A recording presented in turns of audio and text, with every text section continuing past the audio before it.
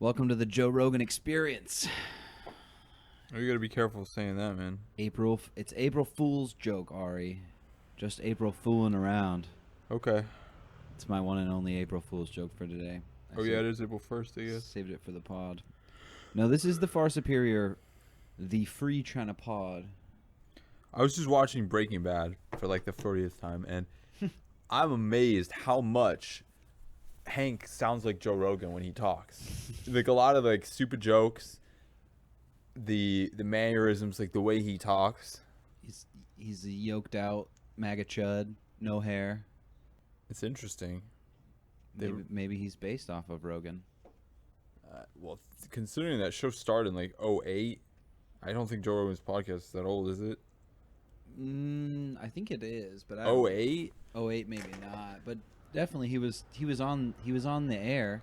He was on Fear Factor. Yeah, but him on Fear Factor is not anything like him on his podcast. Is it not? I don't remember. No. I haven't watched Fear Factor since I was in like 5th grade. So He still had hair then. yeah, that is at least true for part Not of it. much of it. I don't remember. It's been way too long. I also didn't 2009. Similar time, but it was like just getting started. Wow. I don't know Jamie. Little Jamie. Jamie came on as 2014. 2013. Good try, Jordan. Thank you, Jordan. Jamie Vernon. I want to know more about Jamie Vernon. Why? Who the fuck is Jamie? Who cares? Would be my retort. Jamie. Well, it's worth knowing. Is that information you need to cram into your head? I say no, but He's bald too. hell yeah. No, he's not bald. He's balding. Well, if you're balding, just go all the way. That's what I say. He's definitely balding. I like how his Instagram name is Young Jamie, but he looks like an old man. Well, he was probably moderately young when he started on it. But yeah, he doesn't look that young anymore. Young 50-year-old Jamie. He still has a young man's voice, though. Here's him like trying to be young, covering up his. That probably was when he was younger. He looks far younger in that. He also doesn't have facial hair, though, so. Yeah. Doesn't have that distinguished, mustachioed face. YoungJamie.com. Oh my gosh. Get off this. This podcast is gonna be all about Young Jamie. I don't like this. I don't like where we're going with this. This is not the direction I foresaw us going to. Did he? I think he bought one of the Bored Ape Squad things. Oh. Because look at this. Ugh. Gross. That is something that we should talk about, is that it seems there's a lot of people speculating that the NFT stuff is done, basically. Even a lot of the cryptocurrency, a lot of people think it's kind of over now. Well, I mean, it's never going to be tell totally. that to Goldman Sachs. Tell that to the Web3 people. I think it is like mostly on the way out. People seem to have kind of started to forget about it. Yeah. Well, because there's like war and stuff to talk about. Well, it's also like, the top And Will Smith. I mean, shit. the biggest news of the decade. The biggest news of the decade. I think it's Will Smith ended crypto. Hell yeah. Well, king shit is all I have to say. But I mean, all those Who would have thunk it would be Chris Rock though? those cryptocurrencies. It's like 90% is like all held by like one person for each of those. Well, some of them have more distribution than others. Of course, but it's still very reminiscent of Dogecoin. the normal economy, where a couple of rich people basically hold all the It's not money. even close. It's way worse for crypto. It's worse, but it's similar. I mean, it's similar in the fact that it's unequally distributed, but it's not similar in the fact that, like you said, like Dogecoin is like 99% held by one person. Yeah. Like U.S. dollars, like held. I mean, collectively, like if you took 150 million people, you'd have like probably 30-40% of it. Yeah, when you start to look at wealth, I think it gets a little bit more disparate. But yeah, I agree with you. It's obviously not as bad. It's not as bad. Not as bad. It's still bad. Trying to minimize it, folks. Still need to redistribute that wealth. Young Jamie would disagree with you. Young Jamie can. I don't know about his sexual orientation, but you could ask him. All right, I'll talk to him. I can tell you really want to talk about this Will Smith escapade. I don't really. You want to talk about how your girlfriend also struggles with alopecia? She definitely does not. She's got a lot of hair. She doesn't have to. She doesn't have to hide it. It's okay. She's got lots of hair. I already have to edit a lot of stuff. Yeah, I don't really care about it either. I was very surprised that. Well, I wasn't surprised that it got so much attention, but I was surprised about how seriously people are taking it when there's like a literal fucking war happening right now in Europe. Everyone's trying to distract themselves from the war. Yeah, that's definitely true. They're just trying to watch like a little TV show, and then there's another war between like America's favorite Scientologist, sweet boy, Will Smith. Will Smith is, I mean, everyone who doesn't know much about him, like me, I just thought he was like a cute little actor. Cute Like little just actor like boy. you know what I mean, like not he like Yeah, like a good, just a good boy. a good boy. Yeah, exactly. And then it turns out that he's a raging psychopath. Yeah, he has a lot of issues and has for a long time. wife's name out of mouth. Keep my wife now out your fucking mouth. Yeah, well, I mean, all scientists are a little loony. You mean Scientologists? Scientists. Fuck you. That's what I meant. Especially chemists. But, no, Scientologists are a little, especially those top level ones. I mean, Tom Cruise is a prime example of that. But, So is he a confirmed Scientologist? Will Smith? yeah. As far as everything I know. I mean, I really don't follow... I don't follow celebrities at all. Well, that's not true. Because who do I follow? Young Jamie. Well, no, I don't. And he's also... Is he a celebrity?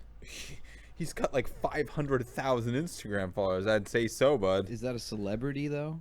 Is that how we define celebrity status That's now? how the young generation that you were just telling me today about how bright and like compassionate they are. It's TikTok now. Is what matters. That's his no new one name? cares. No one cares about IG. Is that Young Jamie's new name, TikTok? Yeah. I don't know what you're referring to because TikTok's been banned in most countries now. Not so much. Definitely banned in India, the most populous country in the world. And that is a fact, folks. China is not the most populous country in the world. And anyone who says that it is full of it. Yeah. Yep. Looks like both him and his wife and his kids are all Scientologists. Wow. Who was that? Ivy? Does he have a kid named Ivy? You're thinking of Willow? Jay-Z's kid. Yeah, Willow and Jaden.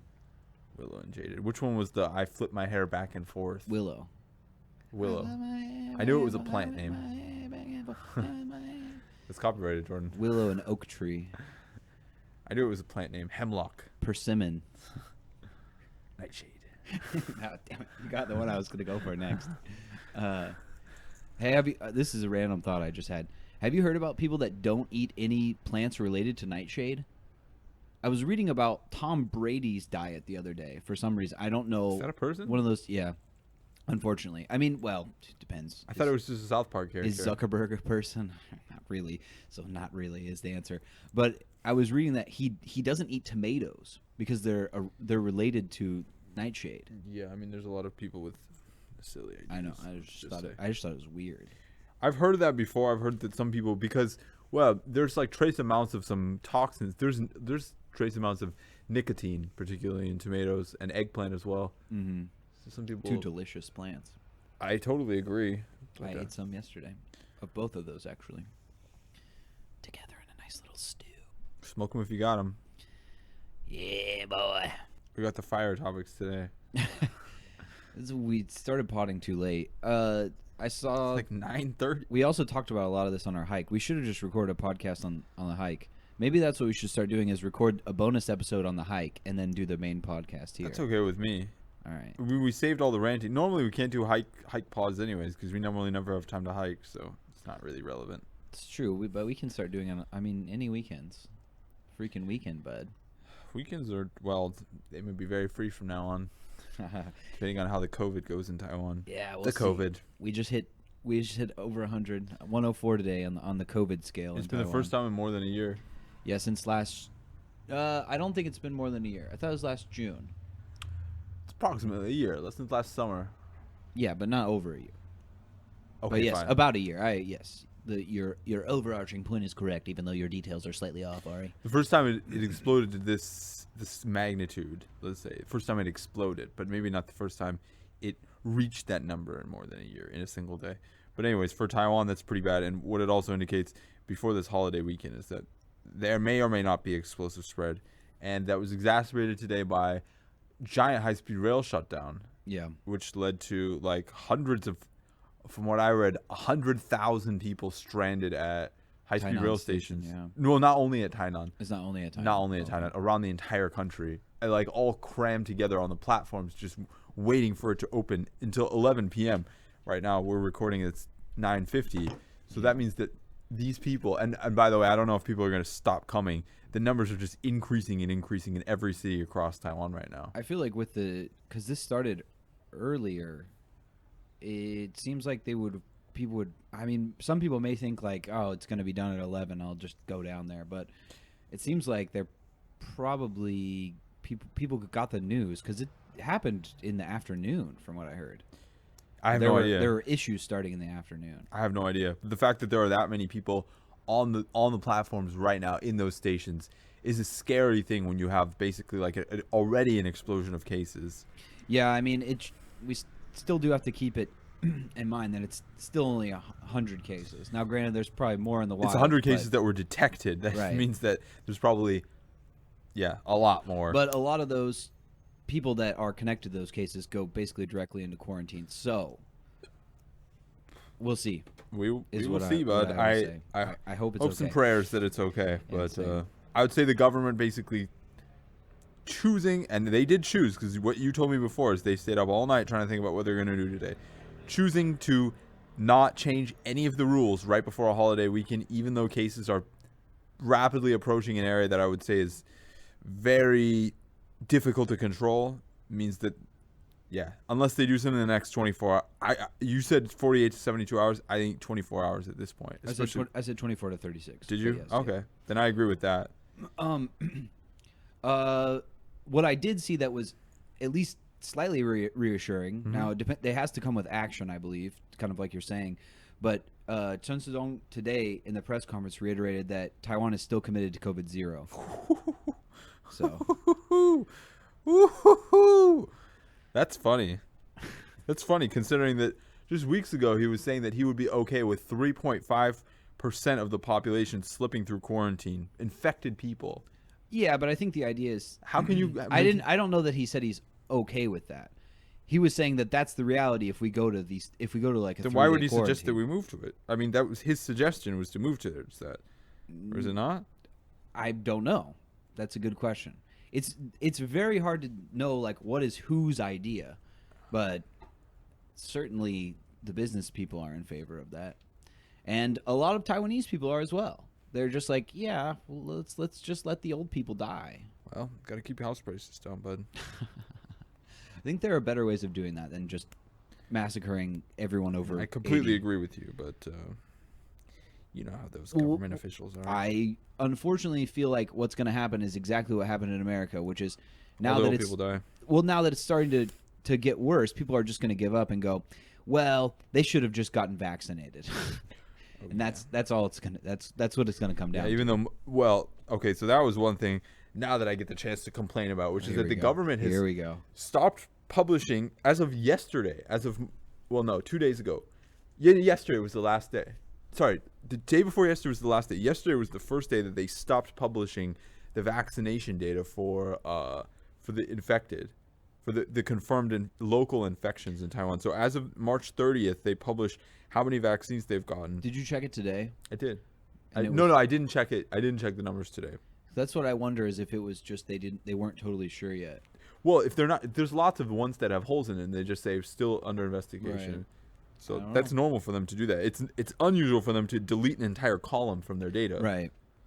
Yeah, I wonder because that stuff changes a lot. Like they used to have the city, which was really convenient and nice to like know where the infections were. Now they're just like, you don't need to know that, guys. Just trust they us. do publish it somewhere because it all comes out, and they definitely say it during the press conferences. But yeah, I feel like the idea behind science is that you give as much information that you have as possible. You'd think. And yeah, if you don't have it, then yeah, put an X there or say not yet known or something. But I don't know. I haven't looked at the data, so I Check it out, man. Just Google it. It's really easy to find. well, I know it's easy to find. I'm just saying It's just not easy to get like the details. well, yeah. Just get a nice vague picture, like exactly what the I government wonder if wants they'll you to know. I wonder if that's just like a one-time thing or for a certain period of time or something. I don't know.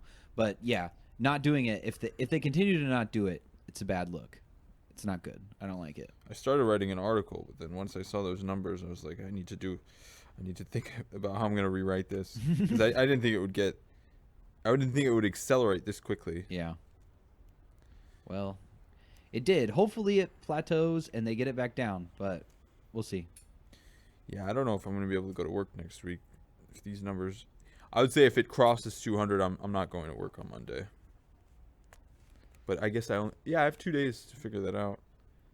Yeah, you should have more than that because it's a national holiday. Yeah, well, you know how the company I work for is. Yeah, they're shite. Yeah, it's nonsense. But Yeah, I was like, it's a national holiday. They're like, not for us. so stupid, man. How do you think we make money? By making our employees work on national holidays. When no clients come in. They always do that shit, and it irritates me so badly because I'm like, you know, nobody's gonna come, and you're losing money on that, right? They're like, Yeah. well, the order is just to keep it open. It's always the same fucking. I don't know, man. A lot of these companies in Taiwan are just like, they don't think, they just kind of act, especially when they're based on like centralized headquarters orders. Yeah, and there's still this, and this happens a lot. This is not exclusive to Taiwan, but this idea of that, like, the longer you're at work, if you're getting more done, which is just nonsensical. Oh yeah. It's nonsensical, and there's been recent studies, one out of Japan, out of Microsoft in Japan, that showed people are way more efficient, and the companies are way more efficient I when saw you that work too. like 30-hour weeks.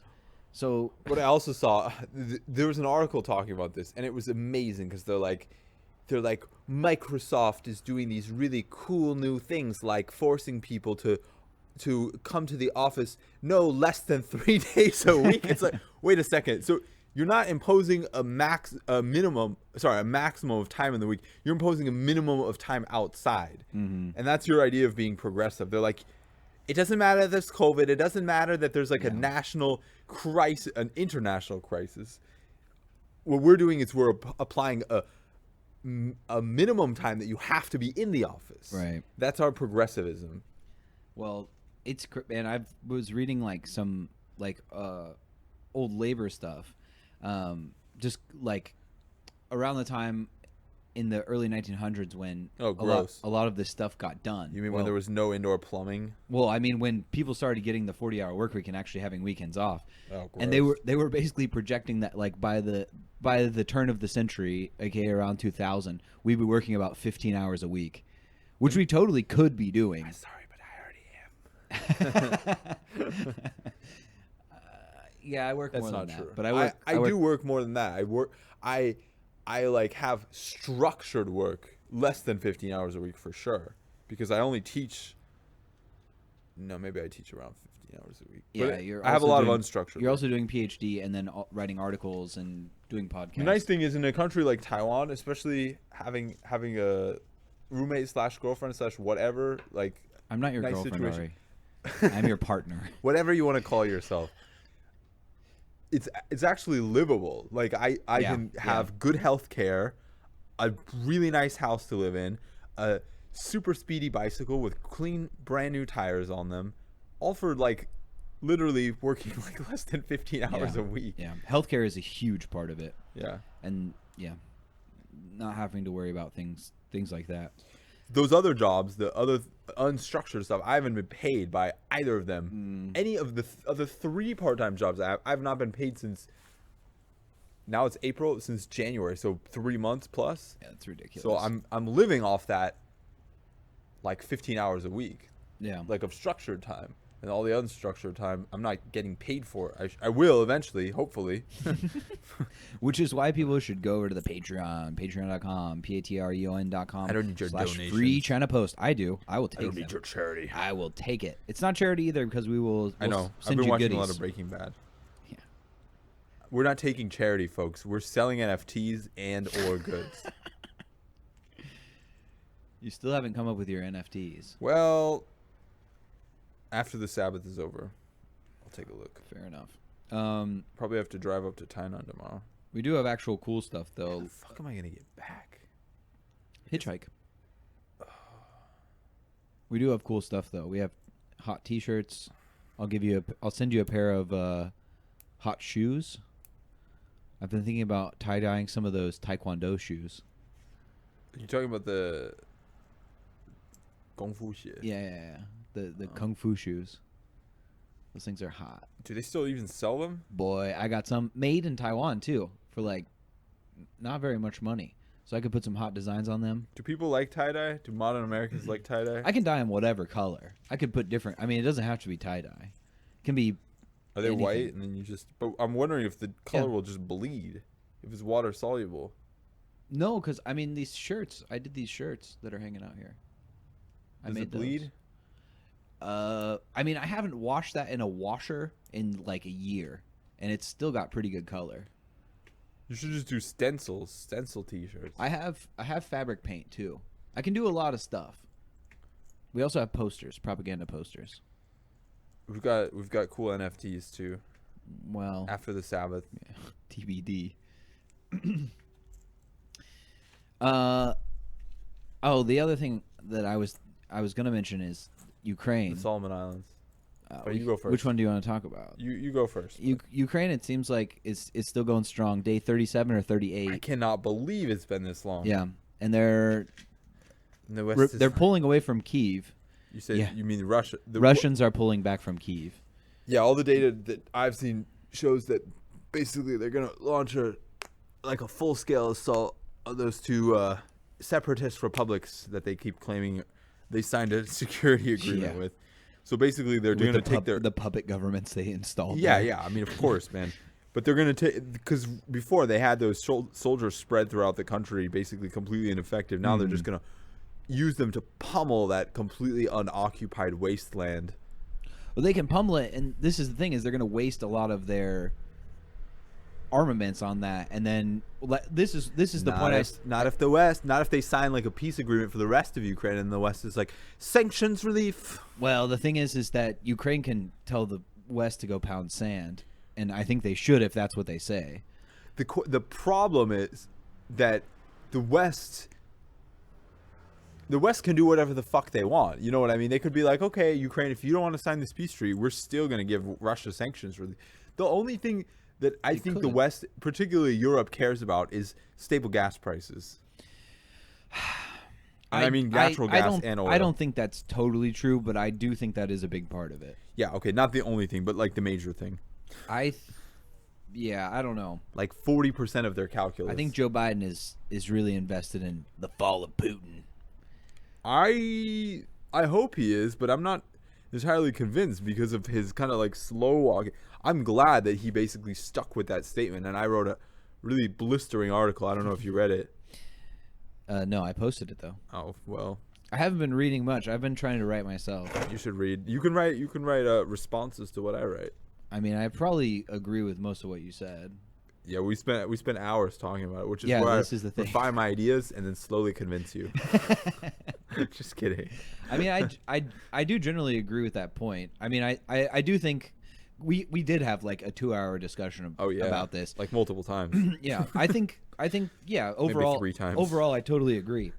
I just think that to some degree, I do think that it's good to leave some wiggle room, which is why I'm not as concerned about the White House coming up with a statement, because I view that as kind of like a correction. It's like when CNN says something that's like totally unfactual and then they like walk it back later. Like most people don't see the walk back. I think it's bullshit. I think the fact that he called him a war criminal is far more caustic, and actually because that implies I agree that the with United that. States has a legal responsibility to basically arrest him and put him before the International Criminal Court. They've shown that that's not true anymore. That's a passé idea, because he did the same thing with Xinjiang, calling it a genocide.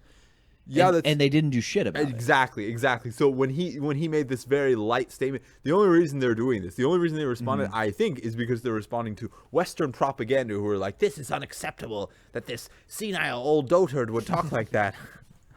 I do think he's a bit senile, but I don't think that that's a senile statement. I mean, Putin is a senile. dictator. Yeah, Putin. No. That's another point that people should be quite aware of is that Putin is probably also senile, and he's also far more like in his basement, to use the language of Joe Biden. He's like totally isolated himself. He's just sitting in his little like COVID like bunker with 900 meter long table. Yeah.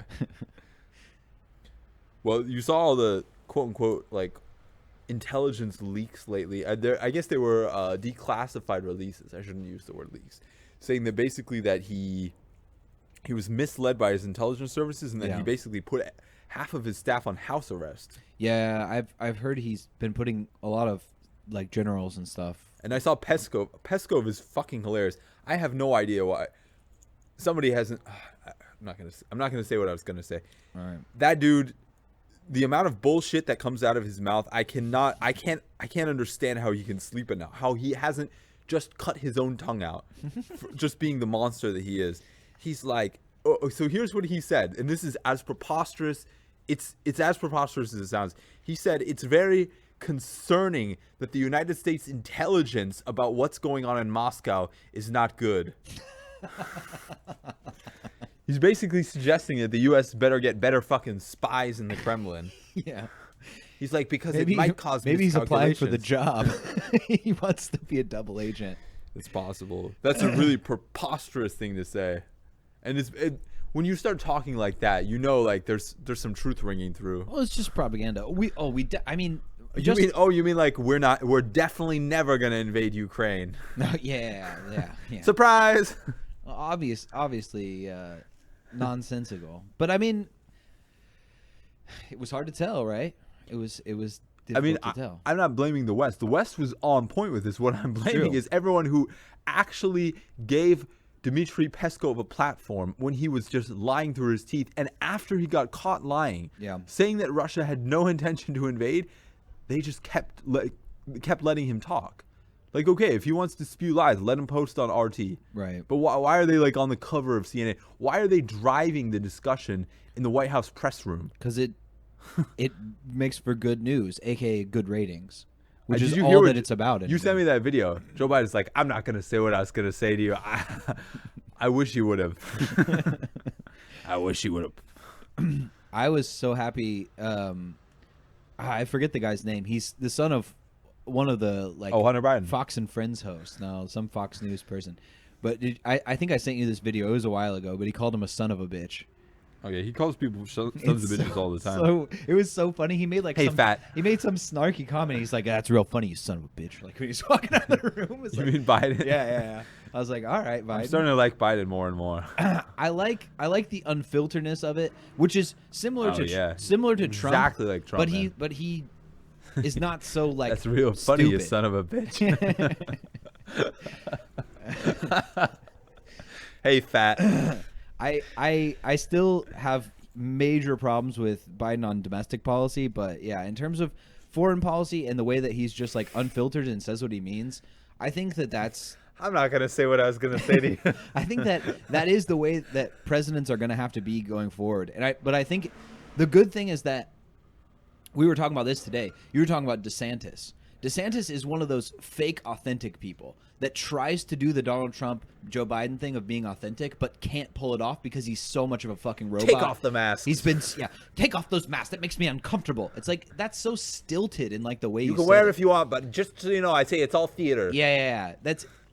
The funny thing is that's just like a lot of Republican rhetoric is that is projection, is that you're doing it because of theater. Because if a mask makes you uncomfortable, I thought the Republicans were like some dementia. Yeah, well, I also thought they were like alpha males that don't give a shit about anyone else and just want to like take care of them. Like if that's triggering you, like you're a pussy. You're a fucking pussy. Not only that, you're infringing on other people's rights. Right. What about personal freedom? What about personal liberty? Well, they're not for liberty. They're just for promoting their own warped ideology. Right. Yeah, that's exactly right. Which is just based on keeping all of their homosexuality as far in the closet as they can hide it. Lindsey Graham would disagree with you. Yeah, I bet he would. I bet he'd disagree. To closet. That's why they're doing the "don't say gay" thing, because if they hear the word, they get very uncomfortable. I'm super uncomfortable when you say things like that. Whew, I'm Lindsey Graham. You make him sound like the. Never mind. I'm not gonna say what I was gonna say to you. Hey, fat. Listen, fat. Oh yeah, that's what he said.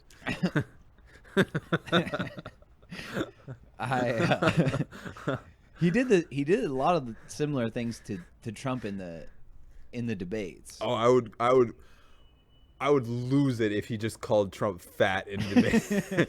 Just like, listen, fat. Because Trump is like obese and he's well, you said he lost a lot of weight. He lost quite a bit of weight. He's still. I'm sure he'll gain it all back. Well, he's still overweight, and the thing is, if he comes back, and I think honestly, one of the best things for Trump has been losing his Twitter account, being quote unquote deplatformed. Yeah, the best things for him personally, not for his career, because I think he's lost a lot of attention because of it, which is. Yeah, but that's his lifeblood. Yeah, well, that's what I'm saying is whatever you think about deplatforming, like actual deplatforming, it does work.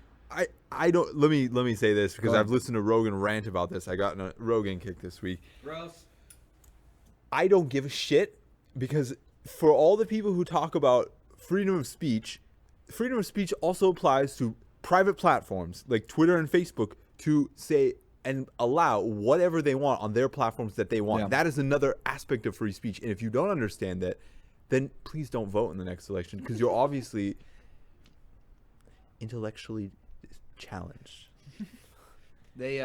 Free speech applies not only to people and the stupid things they want to say, but also to the private media platforms that you want to say it on. And if you want to talk, you're free to talk. You're free to shout out on the street in a loudspeaker as long as it's between the hours of 9 a.m. and 9 p.m. according to most city statutes. But that does not give you the right to like basically walk into a Walmart or walk into someone's house with that loudspeaker, because that's essentially what being on Facebook or Twitter is. That's a private platform. And if you don't like it, then stop fucking using those platforms and stop supporting them and stop making it seem, Joe Rogan, that those are so important, that those drive our entire national discourse, because they don't. And only a small fraction of very sad people are like so dependent on them that they get most of their interaction from those places. Yeah, I think we certainly have. Thanks for letting me rant. A problem. No worries. I mean I tend to agree with you. I've listened to hours of that. I think. Well, yeah, it makes me mad too.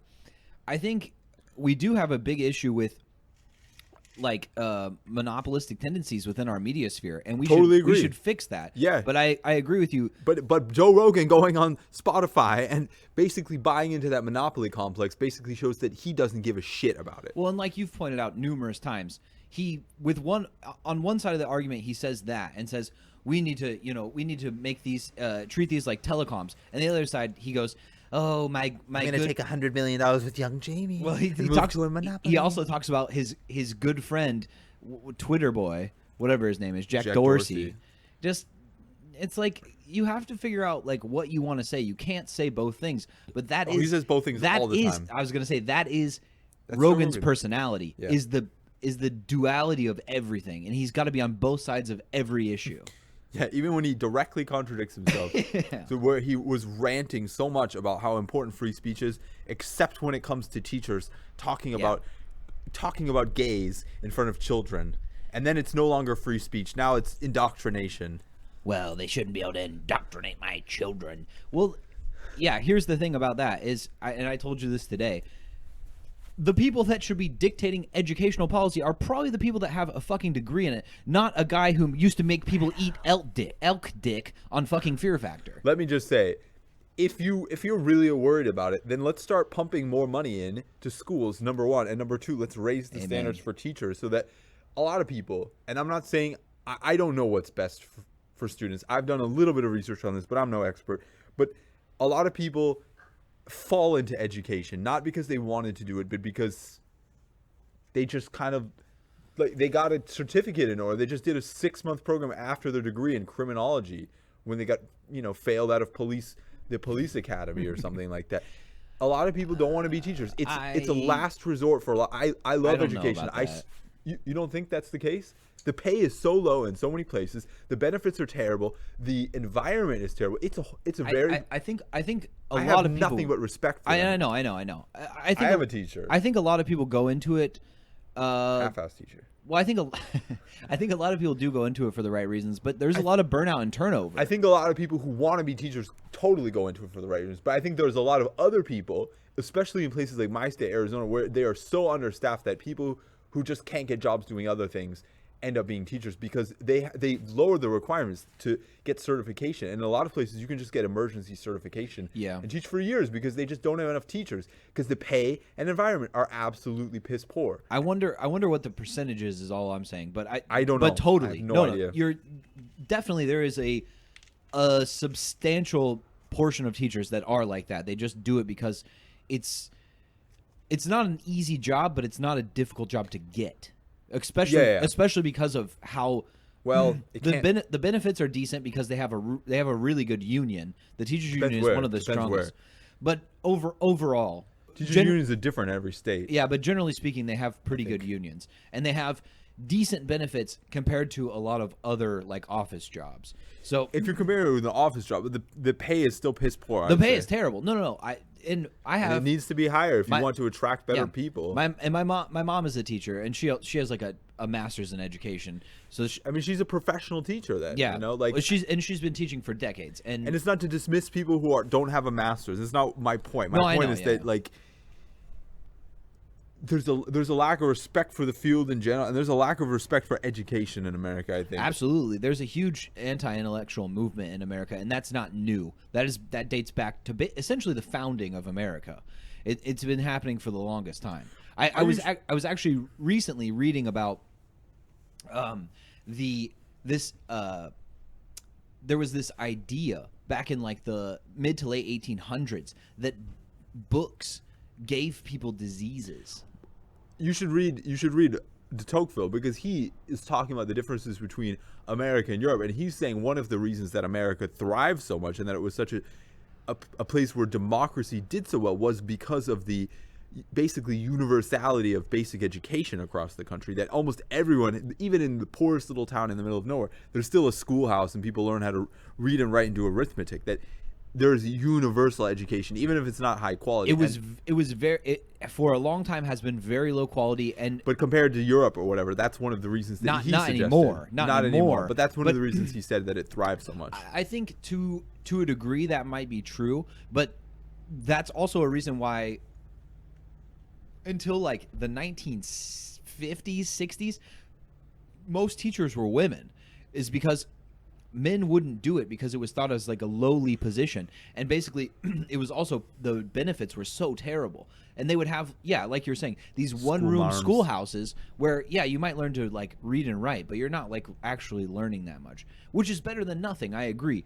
But I also think there's still a big issue with I totally agree. I'm just anti-intellectualism. I'm just pushing back on the idea that it's that old. I think to some extent it's been significantly exacerbated just in the past few years with Donald Trump's anti-elite populism. Speaking in the very near term, that's true, but historically speaking, no, it's hundreds of years old.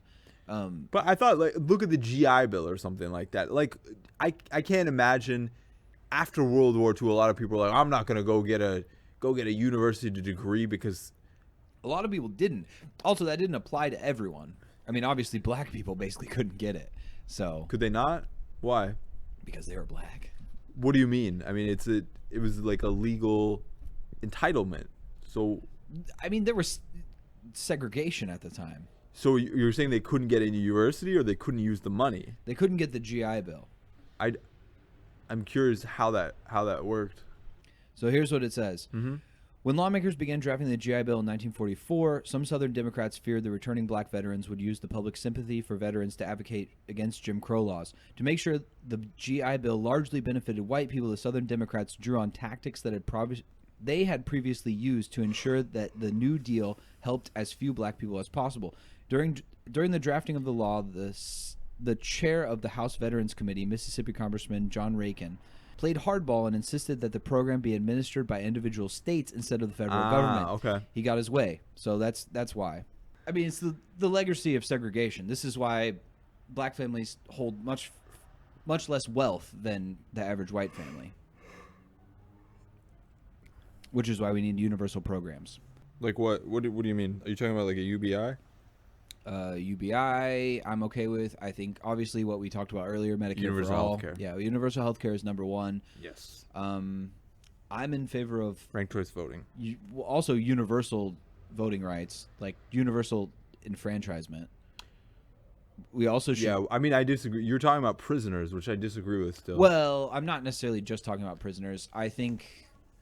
I mean, we've talked about this before. Yeah, 5-year-olds. Yeah, I don't like that either. 8-year-olds, I don't like that. dude. I think that Illegal immigrants. certainly once you get out of prison, I think we both agree on this, Yeah. that you should be able to vote I again. think so. In prison, I mean, it's similar to a lot of things. I think that you should be able to vote in prison, but it's not the hill I Have would to vote. die on.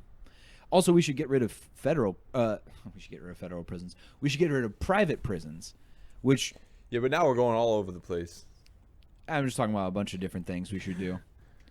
Here's my 10-point plan for how we fix America. But anyway, I forgot what we were talking about. Oh yeah, we were talking about the Solomon Education. Islands. We were talking about education, but yes, let's move on to the Solomon Islands. Yeah, that's an interesting case. So last year, I think I gave you most of the details, right? Last year, the prime minister, who's by the way not elected, he's appointed. It's like indirect election, similar to how the U.S. president was elected prior to the constitutional reforms.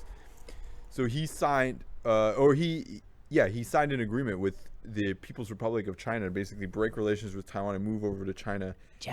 And yeah, there were lots of people from the PRC moving in and taking over companies and stuff like that. There were huge riots throughout the country to the point where he lost control of the capital city and had to call in the Australian military with... It sounds like it wasn't riots. It was like armed insurrection almost. No, I mean, the police force is just like non-existent. Yeah. Anyway, they had a security agreement with Australia and they basically called them in, even though in order to spark this, he did something that really pissed off the Australians. He called the Australians and they came and basically restored order to the capital here. And then with the icing on the cake and pay back Australia for their help, even though he made that terrible decision the next year, he basically broke his friendship with them by superseding and signing an overlapping security agreement that allowed Chinese, the PRC, to deploy its armed troops to the country if there was ever another Insurrection. I don't want to use that word because it wasn't an insurrection. They're protesting against... There are multiple ethnic groups, and basically the reason he did this was to benefit his minority ethnic group there. He wasn't doing it for any other reason than probably for like a cash kickback and to give limited benefits to his ethnic group at the expense of the rest of the country. And everyone else was pissed off. And and now with this agreement, even though just switching diplomatic recognition, just recognizing China sparked those riots last year, now he signed a security agreement that allows them to deploy the armed troops to the island. So it's a disaster. Australia's pissed. And of course, what I said too in the article is it's preposterous that he's like claiming that it's patronizing when other countries are like talking down to him, saying he shouldn't do this, even though he basically lost control of his own country last year because he's so unpopular for an unelected leader. Right, yeah. So he can shove it. And yeah, now there's fears about them putting basically military installments on the island. I don't think they need to. I think they basically own the island now. That guy will never leave power. And I'm Yeah. sure that was part of the But under the table agreement. I That think was the made. fear is that it would be something like a Cuban Missile Crisis. Like they'll put like missile installations that could reach the United States. I seriously doubt that. Cuba is a giant place where you could easily I mean, with the Cuban Missile Crisis, the reason that the Cuban Missile Crisis took place was because those missile silos were put in place without the United States knowing, and they were essentially like active before the United States could even respond, more or less. This is not the same case. The Solomon Islands are tiny. Like, the United States would know if there were missile installations being put in. Well, especially with the enhancements in satellite imagery and stuff that we have now. But would they be willing to do something is the question. That's a good question. And I think Australia would be much more question. The other thing is, though, if they were to put missiles in there, the only thing that they would be useful for is perhaps hitting Guam. It's so far away from the United States. The real threat is to Australia.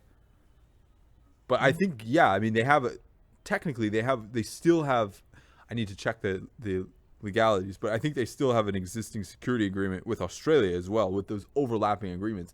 And this might actually cause a real spark if they both, basically, if Australia were to intervene and then China were to decide that they were going to intervene because they were breaking the other side of the security agreement. Have a civil war inside a country that isn't there. That's why this is such a ridiculous, insane thing to do, is basically where you have like a clear security pact with one country and then to just sign an overlapping pact with another country that all your citizens hate. A totalitarian country, by the way. When is the president up for election? Prime Minister. I don't know. But well, he's never elected anyway, so it doesn't matter. Like, it's just the legislature that chooses him. Yeah, I mean, it's true, but if he's causing these many issues in the country, I don't know. Well, if the Chinese military sends its troops in, maybe those ethnic groups that aren't fans of him will just find their way to some Xinjiang re-education camps. We have some camps already set up to teach them very well. Yeah, it's possible. That's not a good situation. It's not good at all. I already saw the militaries being like indoctrinated to basically support the Chinese. They've been doing a whole bunch of cooperative training with the Chinese military already, which is basically like, you know who your leaders are now. You know who your masters are. Which is, like pull the pin on a grenade and drop it at your feet and jump into a hole. Have you seen all the... This is a side point, but all the horrible training accidents that happen in the Chinese military? No. There's just... If you just Google, like, Chinese military fails, you can find just YouTube after YouTube. I've gone down rabbit holes before. And it's just, like, Chinese military grunts, like, pulling the pin on a grenade and, like, throwing it, trying to throw it over a wall in front of them and just, like, hitting the wall and then just, like, jumping into, like a hole. I don't know how rampant it is, but it seems like they're pretty inefficient. Yeah, I would say it's a little bit like the reorganization of the Russian military, which has been so successful, as everyone can see. I'm worried for the Solomon Islands. I think that they're a tiny country and they're very vulnerable to this kind of neo-colonialism being practiced by states like the PRC. Yeah, I'm worried for them, and I'm worried for the ethnic groups that are basically being subjugated by this one minority group leader who's basically selling out the entire country for his own personal and group gain, I would say. And anyone who wants to know more should look up the details in this. It's a disastrous situation there. Look up Ari's article. Yeah, my article has a tiny bit, but you can look up the issues between these ethnic groups and kind of the nasty things that this prime minister is doing. Not good. Nasty, man. Nasty, man. Yes. Not good. Not good at all, brother. That abortion law that I talked to you about today, those abortion laws in America in various states, that's quite worrying to me. Yeah, there's an election year this year, so I think that people can make their choices this year. That's all I have to say about this. I hope people do vote because, like, I mean, it's happening now. I will be interested to see if there's a Democratic backlash to that. And like I was saying, there might be some basically shutting down of gun rights via these. For anyone that doesn't know, basically, there's the Texas law. You shouldn't say shutting down, because I don't think that's what's going to happen. I think it's going to be shutting down of, like, sketchy gun sales. Not if they do it in the way that the abortion bans have done. Because the abortion bans basically ban any abortion after 6 weeks. So they basically say anything after a fetal heartbeat is detected. You can anyone in the world, besides certain states have said, like, if there's a rape involved, then they can't sue. But okay, anyone else can. Sue them for what? Because you're suing for damages, right? That's the idea. You're suing for getting an abortion. But what are the damages? Like, what are there the are damage none. There's classes? No standing. No one has standing. It doesn't matter though. Well, at least the damages, they're saying that somebody was killed. There was like a victim here. They're saying that the abortion is some sort of victimization, but it doesn't affect you. It doesn't affect someone in South Africa if a woman has an abortion in Texas, but that person has standing. That's just the absolute insanity of this law. And there are already other states that are passing these laws. Well, it's going to tie up the court system, that's for sure. That's for sure. I mean, the Texas law has a minimum of $10,000. Nice. You can go for, I guess, as much as you want, but the minimum that will be awarded is $10,000 US. So, I mean, there have been there's like reporting systems, and whenever they do this like weird authoritarian like control women's body stuff, there's always thankfully some like people that basically set up a bot to just like give tickets to that, so they like overwhelm the system. But yeah, I mean, it's got to be overturned. It's authoritarian nonsense, and it's also just like there's no standing. Like, it doesn't make any sense. But how many people have been prosecuted under this? I don't know. I don't have numbers on that. See, that's what I wonder. Is if but like the thing is that they got what they wanted. Almost all of the Texas abortion clinics have stopped practicing because if they get sued, they're fucked. So like most places, they basically won't, if it's after 6 weeks, they won't do it. And a lot of women don't know they're even pregnant until about 5 to 6 weeks. So it's basically banning abortion is what it is. Yeah, again, I'm going to say the same thing. People have the right to vote, and this is what people voted for. So, well, even if they don't know what they're voting for, then the problem is what they voted the problem is that gerrymandering has run so rampant that like people like even if we talked about this before in the 2020 elections, Democrats got way more votes and they still lost. I mean, what the past now I think it's 4 out of 6. So the past 4 out of 6 elections.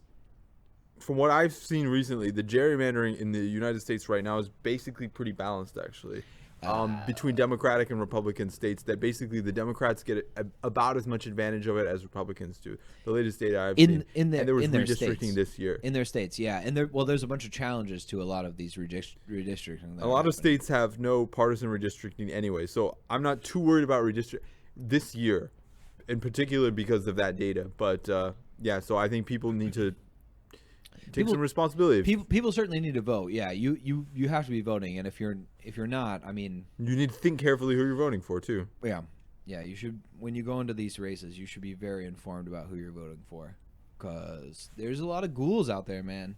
A lot of ghouls, a lot of goblins. Yeah, yeah. It's not. I'll see if I can find that data. I think. Send it to you. All right. Yeah, I would like to look over that because I've heard mixed things. I mean, certainly the redistricting this year I haven't looked at yet, but in the 2020 elections and going back like more than a decade. I mean, Bush won without a majority. Yeah, Trump won without totally a majority. Different. Like, you're talking about the electoral college, yeah, which I know. has nothing to do with House districts. It's true, but also in terms of the House in 2020, Democrats got way more votes and didn't get a proportionate amount of seats. The House, I think it's usually within 2 to 3%. Unlike the Senate is way worse. Well, so the Senate is obviously way worse. I mean, it's just a undemocratic institution. Yeah, I mean, it's a joke, but that's probably not going away anytime soon. So that is. You could always do some nice ranked choice voting. Ranked choice voting is the way to go, folks. Make sure you call your Congress people. You don't have to worry about those pesky district lines. Yeah, we need ranked choice voting pretty bad. Agree with that, bud. Yeah, make sure you guys vote. There's been a spate of terrorist attacks in Israel. I saw recently. Yeah. I heard from Ahmed. You mentioned. Yeah, I heard about that. I don't know what's going on there. I heard somewhere linked to ISIS, but I don't know. I heard they were beefing up. The only thing I heard that there were terrorist attacks, and then I heard that they were basically increasing forces by the West Bank, but I don't know. I haven't read enough about it. I don't know either. I'm sure it's at least somewhat related to all their meetings with these neighboring Arab countries who are basically, let's just say, they know their interests are in basically making money at the expense of everything else, and they'd prefer to yeah, making money and countering Iran are more important than their previous sympathies for the Palestinian liberation movement. So I think they're going to be pressuring. I seriously hope that they will pressure the PLA to call for new elections for the first time in almost 2 decades. That would be very nice. Hopefully, and Get another septuagenarian, like octogenarian, I think now, probably senile man, Mahmoud Abbas, out of office. the Israeli leadership is not much better though. Their current prime minister is a psychopath. Why? It seems like he's worse than his predecessor In terms of what? in terms of like his rhetoric, but I don't know. I don't know what he's done. The only thing that I think don't know he's how- fairly I don't know. stupid in thinking that he's the one to solve the Ukraine crisis. But as far as I know, they haven't done anything. They'll never do anything.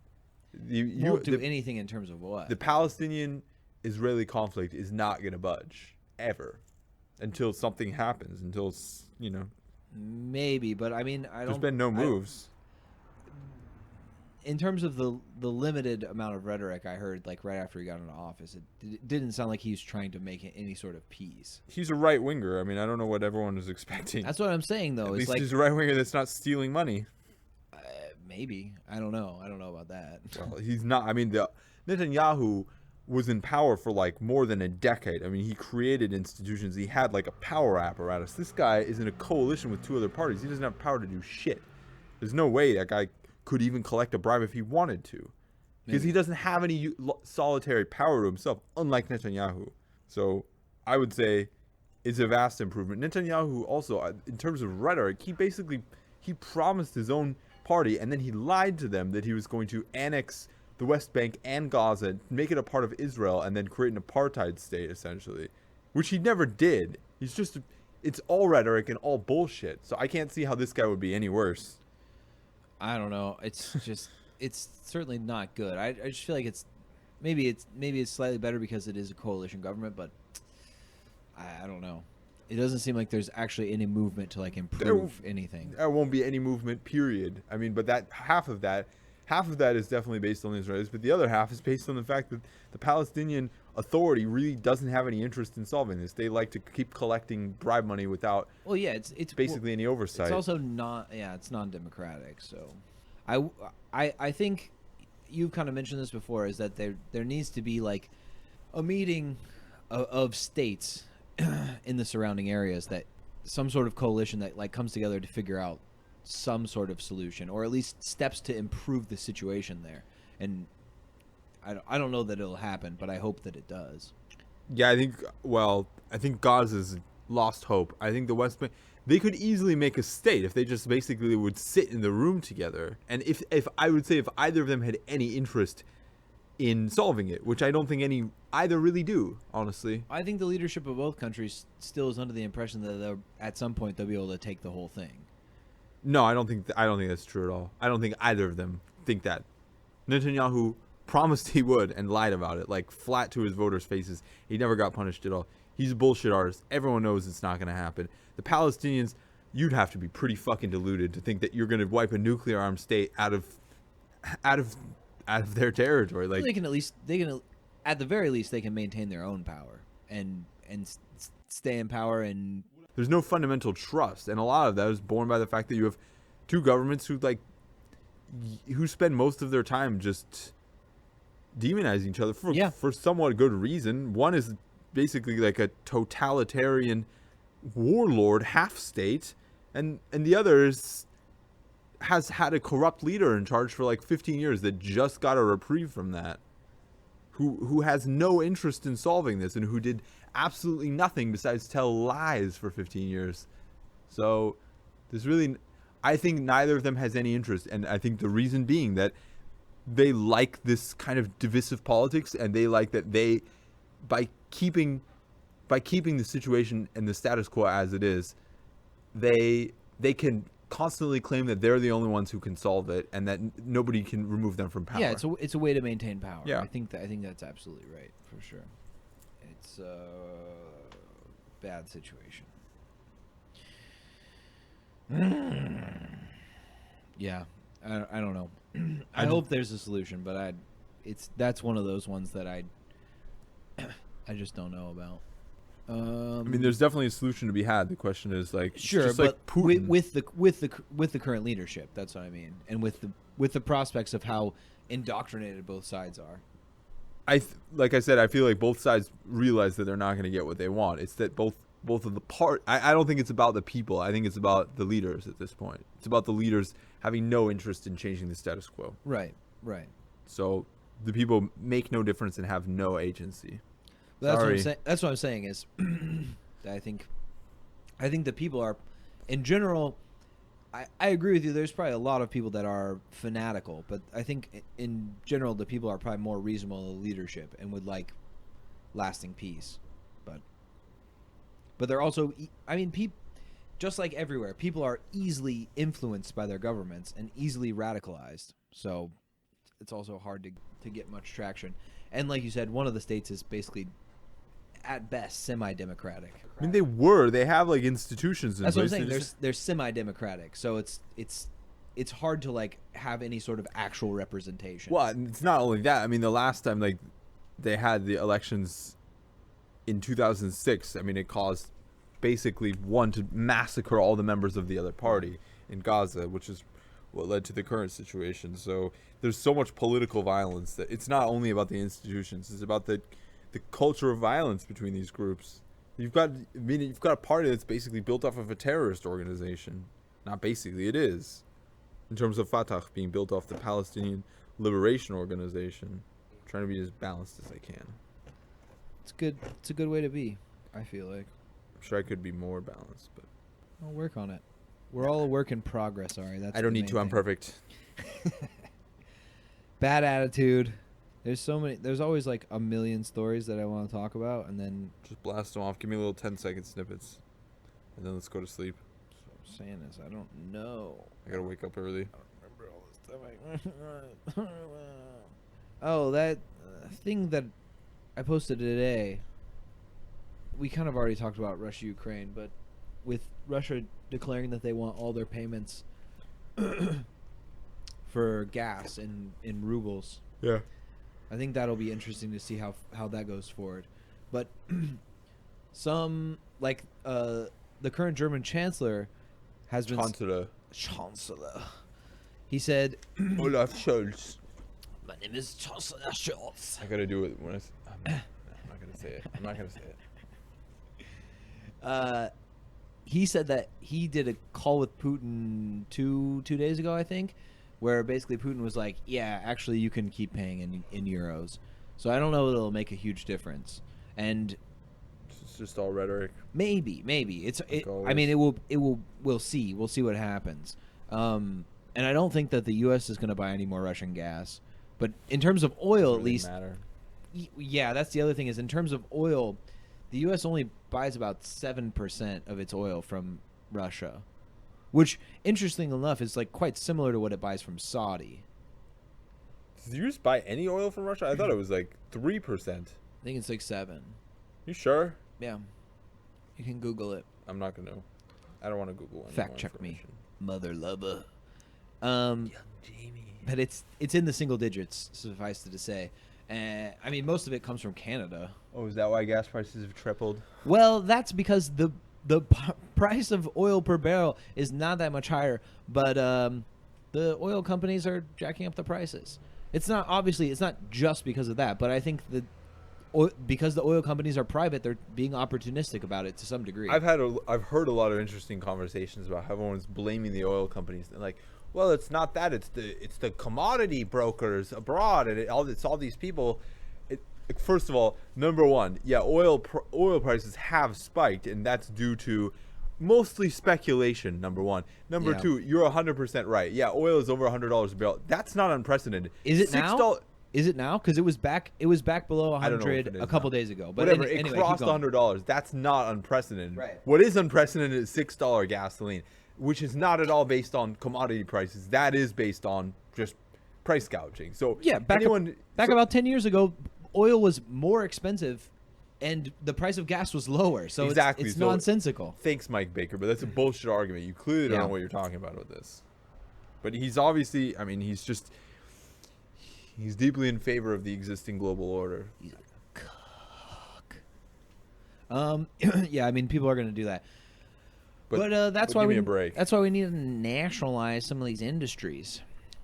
I think we need to nationalize the oil and gas industry. I think we need to nationalize, obviously, the healthcare industry. But I think we should also nationalize things like the Pet industry. the pen industry and just the stationery industry in general. Oh, yeah. National stationery. Those fat cat pen makers. Get yeah. those Bics. I think we should nationalize a lot of industries, honestly. The military industrial complex, I think, needs to be nationalized a long time ago. We've had this conversation. I think that private arms manufacturers is fine for civilian use, but in terms of like military stuff, at least for the most part, I think it should be nationalized. I like the idea of DARPA, and I like the fact that there are kind of private firms who can go in and bid and innovate in these fields. The issue is that, like a lot of these industries, they get no bid contracts and stuff. Like, they don't end up actually competing. There's no actual competition. If there's no bid, then yeah, that's a big problem. But like for DARPA, like you know how much competition there is for some of those grants. How many arms manufacturers are there in the United States? I don't know. Not that many. Count them. No, don't. No, I gotta go to sleep soon. Don't Google it. You can't start these things. I was Number of joking. arms manufacturers in the United States. Oh gosh, Google is gonna lie to you because Google lies about everything. So now you're spreading misinformation. This is getting deep. All right, I'll give you 9 more minutes, and that's the deadline. All right, let's look at the top 25. Oh my gosh, please don't read this off. These are not all in the U.S. So we have number 25, Germany. 24, Mitsubishi in Japan. 23, Tactical Missiles Corps, Russia. Oh, General Electric. There's the first one for the U.S. Number 22. I'll just look at the U.S. It's not even a military manufacturer. It's Booz just a Allen company. Hamilton. That's what I'm saying is that I don't think there's that many. Yeah, all right. I won't go through all of them. But, Thank you. But suffice to say, I think it's already a cartel-like operation. Now, there's obviously some competition. I don't think that it's like totally a cartel, but I think at least there should be one nationalized version. I'm not saying you disallow the other ones, but I think having a nationalized option helps price check some of these other ones. Sure. Because agree. The U.S. military budget is insane, and we waste so much fucking money. And I'm not saying we should have a small military budget. I'm in favor of having a very large U.S. military. But we have to make sure that we're not getting ripped off because of this military-industrial complex that numerous presidents have warned about. So, anyway, that's all I have to say about that. You got anything fun you want to talk about? No, I'm really tired. It just hit me. I Boo. think I saw something. Oh, China COVID numbers up. Yeah, I heard there are allegations, I should say, that they're hiding some of the numbers in Shanghai. I just saw an article on Bloomberg Opinion. To save democracy, we need a few good dictators. I hope that man chokes on his own vomit. Oh. And does not die, but that is... Ooh. Oh. The fact that man is given a platform. Who wrote that? Something Kaplan. Anyway. Yeah, that's gross. I'm going to have to read that. Robert D. Kaplan. Oh. Yeah. Fucking... Like, what the fuck, man? Jesus. No, we should stop working with dictators. And This isn't even talking about working with them. This is saying that the world order needs them. Disagree. Ideal should be getting rid of them. Disagree. Oh. Let's work towards democracy and self-determination for all nations. Wait till the morning for that.